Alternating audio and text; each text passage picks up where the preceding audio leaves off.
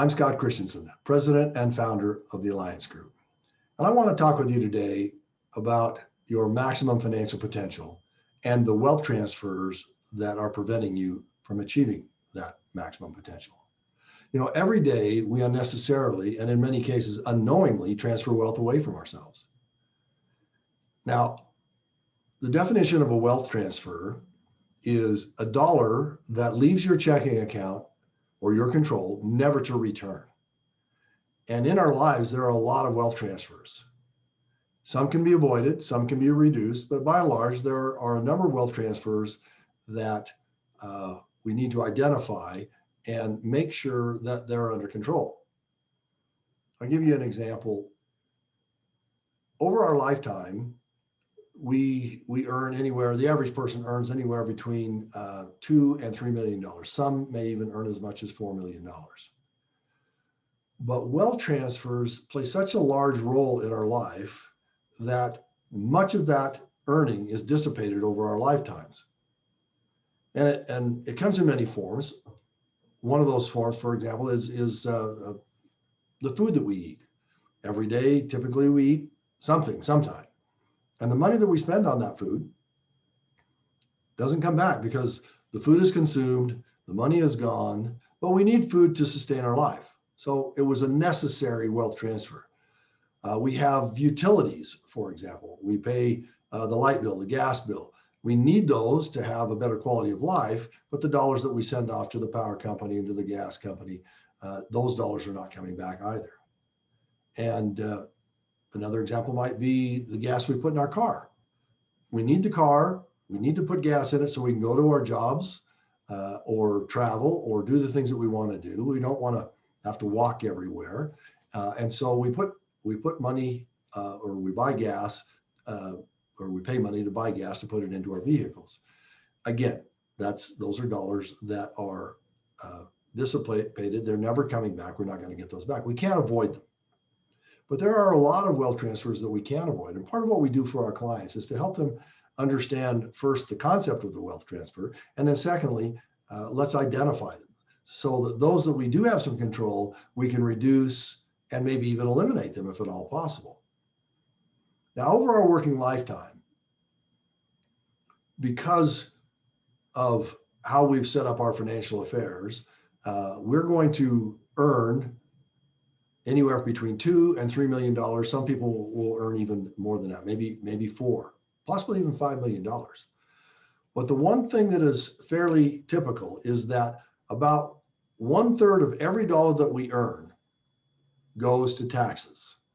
Now, those taxes are all kinds of taxes. We're talking about state income taxes, federal income taxes. We're talking about Social Security. We're talking about sales tax. We're talking about property tax. We're talking about all the taxes that we pay in our life. And like I say, for most of us, it's an enormous amount. 30 to 40% of all of our income goes to taxes. But in this country, we have tax laws that allow us to take advantage of tax reduction strategies, tax deduction processes that will reduce the amount of tax that we have to pay. We're under no obligation to pay more tax than is necessary. Now, our government needs some tax money. They need revenue. Otherwise, we're not going to have some of the services that we've come to rely on. Certainly, we wish they'd spend our money a little bit more wisely. But at the end of the day, we do need taxes to help run our country. Okay, but we should never find ourselves in a position where we're paying any more tax than is absolutely necessary. And if you put it into context, let's say that over your working lifetime, you were going to make $3 million. And the tax burden due to all the taxes that you're paying was 1/3 of that, $1 million. That's $1 million that you can't save or invest for your future. You're giving control of that to someone else. What if you could take a few minutes and identify the strategies, the tax reducing strategies that would reduce the amount of money that you're transferring away? And then you had that money to save or invest. Do you know what some of those strategies are? Maybe you do, but do you know them all? that's something that we try and help our clients with, is identifying the tax advantage strategies that they could be taking advantage of. Now, there's also another significant wealth transfer in our lives, and that is consumer debt. And just like taxes, it takes up about 35% of the average individual's income over their lifetime. So the impact is tremendous. Again, $3 million of earnings over a lifetime, $1 million, a third of that going off to consumer debt. We're talking about car payments, house payments. We're talking about student loans. We're talking about credit cards. We're talking about all the things that we use credit to acquire or to improve our life.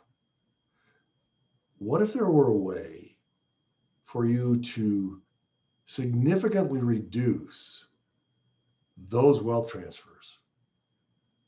So we're reducing taxes, and now we're going to reduce the debt in your life. Now, there's a lot of different ways to reduce debt, but we teach our clients something we call the family banking system. Now, the family banking system does a couple of things. First off, it educates you so that you understand a little bit more about how money works. And we also invite you to put on a banker's hat, to begin to think like the financial institutions, to think like a banker, understand what they're trying to do. What most financial institutions want us to do is they want us to give them our money. They want us to leave it with them for as long a period as possible and give it back to us as slowly as possible. But at the same time, what are they doing with our money? Well, they are moving the money. They are out investing it. They loan it out, it comes back in. They loan it out, it comes back in. They take all of our payments and lump them together and reloan them. So they're constantly recycling money. They're constantly, the money is constantly in motion. Well, maybe we should take a page out of their playbook. Maybe we should begin to use the financial institutions playbook to our advantage, to use the products and services that they offer for our advantage. So at the end of the day, we have more money. And so if you'll take the time to click on the button below and subscribe to our YouTube channel, Financial Certainty for Life. And there's also another link that we'd like you to click on if you have a mind to do it. And that is the link that will take you to our educational series so that you can learn more about the various thought processes that we are teaching people. Because as we've mentioned before, the economic future that we're living into is far different than anything we've experienced in the past. We are in a new financial paradigm that requires an entirely new way of thinking. We are not living into the last 40 years, we're living into the next 40 years. And this next 40 years it's so different. Don't let anybody tell you that it's going to be the same, that we can count on things operating the same way they used to, because I promise you, they're not going to be the same. There's going to be many, many more